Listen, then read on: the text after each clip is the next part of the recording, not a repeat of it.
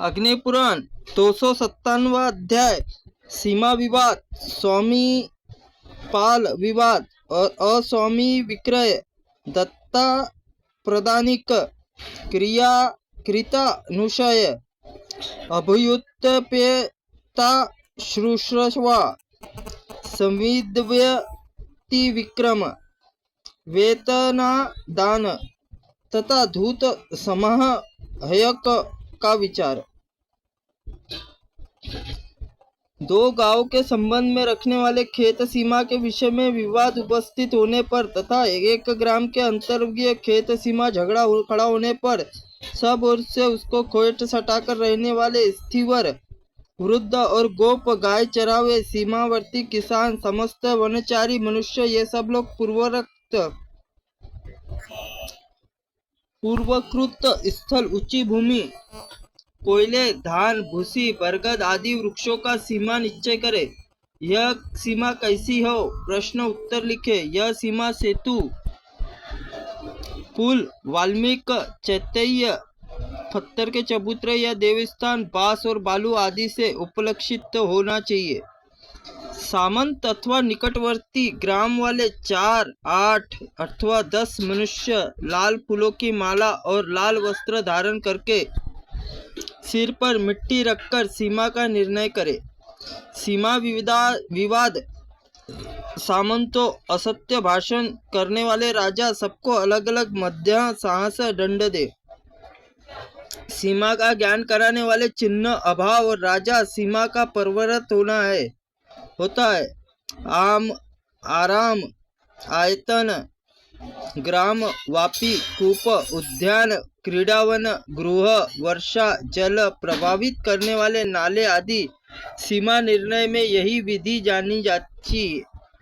मर्यादा भेदन, सीमा उल्लंघन एवं क्षेत्र अपहरण करने वाले राजा क्रमशः अमद, उत्तम, मध्यम साहस दंड दे। यदि सार्वजनिक सेतु, पुल, बांध अथवा छोटे क्षेत्र में अधिक जल वाला कुआं बनाया जा रहा तो तथा दूसरे में कुछ भूमि सीमा ले रहे तो, परंतु हानि से तो बहुत कम हो, बहुत से लोग अधिक भलाई हो रही हो, तो उसमें निर्माण रुकावट नहीं डालनी चाहिए। जो क्षेत्र के सीमा स्वामी को सूचना दिए बिना क्षेत्र का सेतु का निर्माण करता है, वह सेतु प्राप्त फल का उपभोग स्वयं नहीं कर सकता। क्षेत्र का स्वामी उसके फल का भागी होता है। उसके अभाव में राजा अधिकार होता है। जो कृषक किसी खेत को एक बार हल चलाकर उसमें स्वयं खेती न करे और दूसरे से भी न कराए, राजा उस क्षेत्र स्वामी कृषि को संभावित फल दिलाने और खेत को दूसरे किसान को जितवाए। स्वामी पाल विवाद। अब गाय, भैंस, बकरी, भेड़ चराने वाले जब किसी खेत में चरा दे तो उन्हें किस प्रकार का दंड देना चाहिए, इसका विचार किया जाता है। राजा दूसरे के खेत की फसल नष्ट कराने के भय पर 8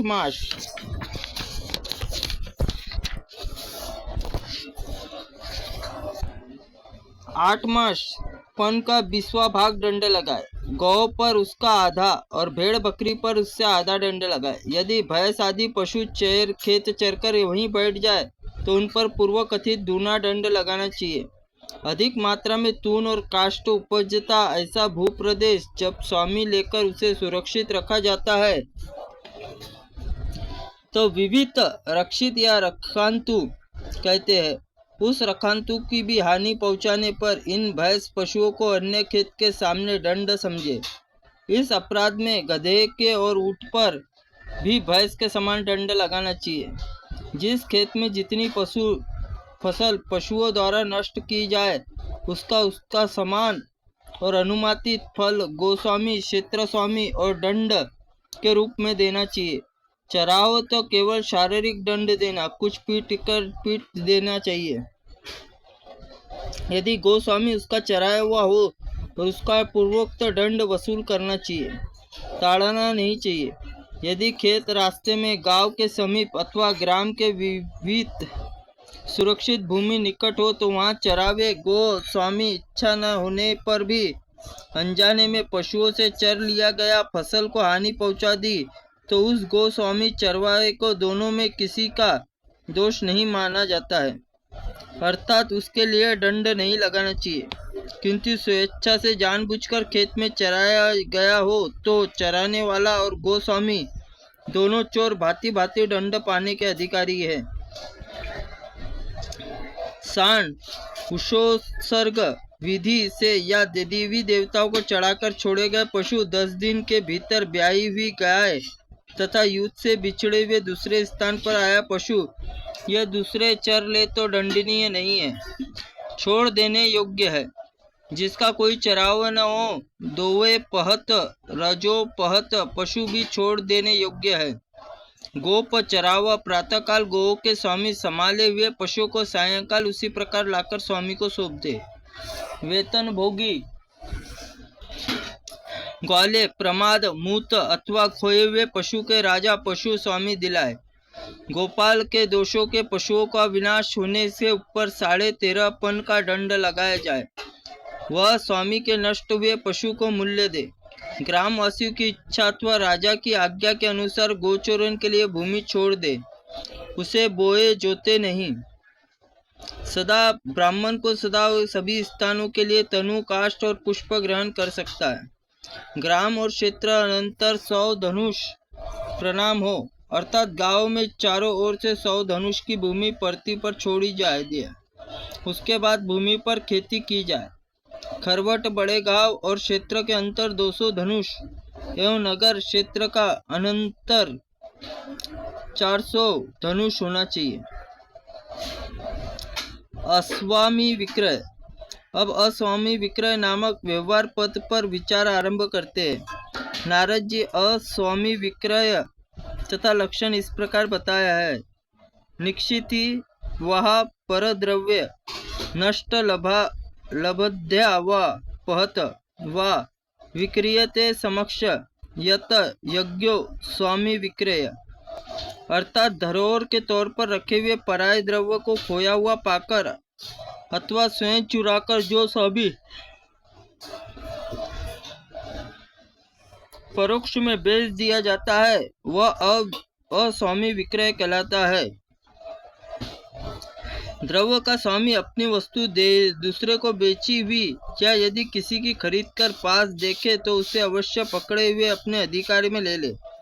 यहाँ विकृत शब्द का दत्त और अहित का भी उपलक्षण, अर्थात यदि कोई दूसरी रखी हुई वस्तु उसे बताए बिना दूसरे के यहाँ रख दे तो उसे भी उसके स्वामी पर दृष्टि पड़ जाए तो स्वामी उस वस्तु को हटात ले ले और अधिकार में कर ले, क्योंकि उस वस्तु का स्वामी निवृत्त हुआ है।